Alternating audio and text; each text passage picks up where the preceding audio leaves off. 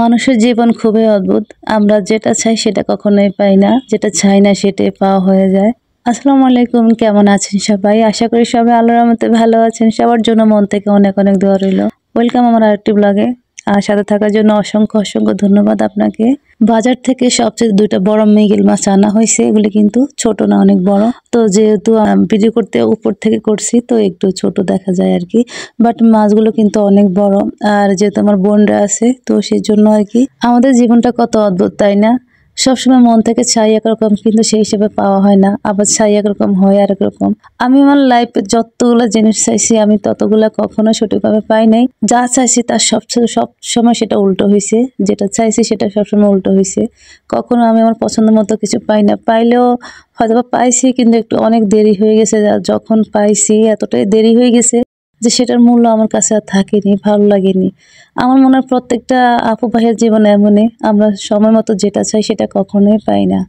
আর আমরা যেটা চাই না সেটা যেন আমাদেরকে মানতে হয় বাধ্যগত। আর একসময় আমরাই সেটা ভাবি যে যা হয় ভালোর জন্য হয়। আসলে এটা আমরা আমাদের নিজেদের মনকে সান্ত্বনা দিই সত্যিকার অর্থে। আসলে যখন না পাওয়ার কষ্টটা ভিতর কাজ করে তখন আমরা এইভাবে মনকে সান্ত্বনা দিই, কিছু করার নাই তো, যা আছে তা নিয়ে থাকতে হয়, বেঁচে থাকতে হয়, এটা হচ্ছে জীবন। আমরা কিন্তু হয়তোবা চেষ্টা করলে ভালো কিছু করতে পারি কিন্তু সেখানে উশৃঙ্খলতা চলে আসে, সেখানে আল্লাহ হয়তো পছন্দ করবেন না। আল্লাহর দিকে তাকাইও আমরা কিন্তু অর্ধেক নিজেদের এই সবকিছু মেনে যাই, মেনে চলি আর কি সেটাই। তো তারপরও আল্লাহর মানে কোনো কিছু যেন ভুলভাল কাজ না হয় সেটাই মনে মনে ভাবি যে না, ভুল কিছু করব না, কারণ ওই আল্লাহর কাছে আমাদেরকে একদিন যাইতে হবে এবং এটা সবকিছুর হিসাব দিতে হবে সেটার জন্য আর কি। তো কি আর করা, এসব মেনে আসলে যা পাই সেটা নিয়ে শুকর করি। আর যা পাই না, যা চাইছি তা ভুলে যাওয়ার চেষ্টা করি। হয়তোবা অকারণে কাঁদি, হয়তোবা আমরা নীরবে কাঁদি, কিন্তু একটা সময় সেটা মেনে যাই আর কি। আসলে এটাই হচ্ছে জীবন, মানুষের জীবন এমনই অদ্ভুত। তো যাই হোক, যেহেতু আমার ভাই বোন আছে তো সেটার জন্য অনেক অনেক রান্না করা হচ্ছে। আসলে সবগুলো রান্না তোলা যায় না, যতটুকু মন চায়। আসলে ওরা থাকলে তুলতে ইচ্ছে করে না, তো মন চায় ততক্ষণে আর কি একটু একটু তুলি। তো এই তো এখানে মাছ মুরগি আনা হয়েছে, এগুলো একটু কেটে কুটে নিয়ে ফ্রেশ করে ধুয়ে নেওয়া হয়েছে। আসলে সত্যিকার বলতে কি বোন, এটা হচ্ছে আমার, ওদেরকে আমি এতটাই পছন্দ করি যে ওরা থাকলে আমার ভিডিও টিডিও করতে মেক করতে ইচ্ছে করে না। আর ইদানিং কেমন যেন পেজ থেকে আসলে পেজে কাজ করতে ইচ্ছে করে না, মনে চায় না।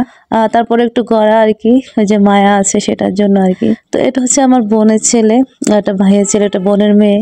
ওর নাম সাপ্পি, ওর নাম সাবিদ, ওর নাম ইকরা। আর এই তো তো যে মাছগুলোকে কাটা হয়েছে সেগুলো এখানে কষানো হচ্ছে, ভাজা করে একটু কষানো রান্না করা হবে আর কি। আর অনেক কিছু রান্না হয়েছে, সেগুলো ভিডিও বড় হবে তাই দেওয়া হয়নি। এটা আমার বোন রান্না করতেছে, পাশে বসে রান্না করতেছে। আসলে জীবন সম্পর্কে এতগুলো কথা বলার অর্থ হয়েছে খুবই পিচ্ছিকালে আমি আমার বাবা মাকে হারিয়েছি, ঠিক আছে, অনেক ভালো আছি, তারপর আমার কাছে মনে হয় আমি প্রকৃতির চাইতেও খারাপ।